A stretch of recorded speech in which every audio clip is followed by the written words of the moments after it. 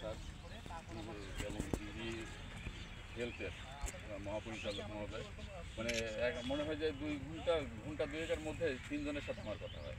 হ্যাঁ, তিনজনের সাথে আমার কথা হয়। তো সেখানে মানে জায়গা খোঁজার প্রস্তাব আসছিল। তাৎক্ষণিকভাবে আমি মানে সম্ভাব্য সংশ্লিষ্ট জেলা, বিশেষ করে রংপুরের মধ্যে উপদেষ্টা মহোদয় প্রথমে বলেছিলেন যে রংপুরের আশেপাশে একটা জায়গা পাওয়াও গেল, কিন্তু পরবর্তীতে দেখা গেল যে ওই জায়গার এন্ট্রান্সটা অতটা সন্তোষজনক না, এটা একটা। আর তারপরে যে নির্বাহী ডিসি মহোদয়কে ধন্যবাদ দিতে হয় এই জন্যে যে উনি অনেক দ্রুততার সাথে এরকম একটা জায়গার খোঁজ বের করে এবং খুব দ্রুততার সাথে রিপোর্ট করেছেন, যেটা মানে আমি বলবো যে উনি আমার ইজ্জত রক্ষা করছেন এখানে। হ্যাঁ, আমার ইজ্জত রক্ষা করছেন।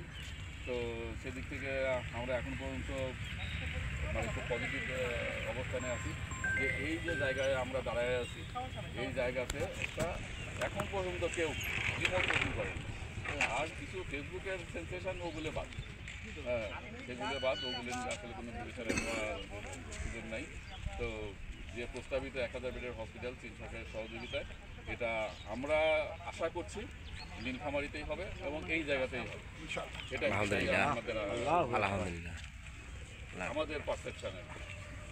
আচ্ছা, আপনার ব্যক্তিগত সুযোগ সুবিধা আমাদের এখানে আছে, এটা আপনার কাছে কী মনে হয়? যেমন আমাদের কাছে এখান থেকে কাছে এয়ারপোর্ট আছে, আমাদের স্টেশন আছে, এই বিষয়গুলো আসলে আপনার কাছে এটা তো সার্বিক বিচারে এটা অস্বীকার করার উপায় নেই, ভৌগোলিক অবস্থান এবং যোগাযোগের দিক থেকে যে এটা যে বেস্ট পজিশন, এটা অস্বীকার করার কোনো উপায় নেই। আর উপদেষ্টা মহোদয় যেটা আমাকে প্রাথমিকভাবে বলেছিলেন যে 10 থেকে 12 একর, এখানে 10 থেকে 12 একর না, এখানে প্রায় 20 থেকে 25 একর জায়গা আছে। তার মানে আমরা আরও সুন্দরভাবে এই জায়গাটাকে ইউটিলাইজ করতে পারবো এবং আদার্স ফ্যাসিলিটিস ডেভেলপ করতে পারবো। তো সেদিক থেকে এবং আর নিরাপত্তা যেটা ডিসি মহোদয় বলছেন যে আমরা জানি উত্তরবঙ্গের মানুষ এমনিতেই আচার আচরণের দিক থেকে ভালো। তারপরে রংপুরে যে যোগাযোগের কথা যদি বলেন, রংপুর এয়ারপোর্ট আছে বা রোড কানেকশান খুব ডেভেলপ করছে, বিশেষ করে ঢাকা রংপুর যে হাইওয়ে ডেভেলপ করছে। হ্যাঁ, সব কিছু মিলায় মানে যদি আমি যে কোনো দিক থেকে বিচার করি এটা নাম্বার 1 সিলেকশন।